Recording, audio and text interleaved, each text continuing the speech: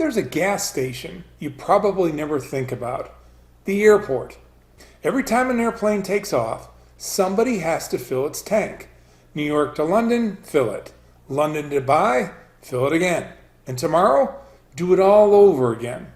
Think about the size of that business. It's like getting paid every time millions of flying vehicles pull up to the pump. But now something extraordinary is happening. Governments are forcing what goes into those tanks to change. And that is creating a massive problem. Cars can switch to batteries. Commercial airplanes can't easily do that. They're too heavy, they travel too far, and they require enormous amounts of concentrated energy. So aviation still needs liquid power. But now it needs a new version of it. And that's where human engineering gets interesting. For more than a century, we drilled crude oil out of the ground, refined it, and put the result into airplanes.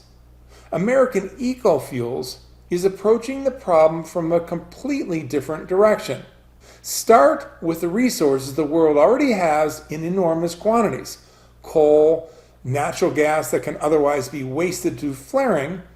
Break them down into basic molecular building blocks.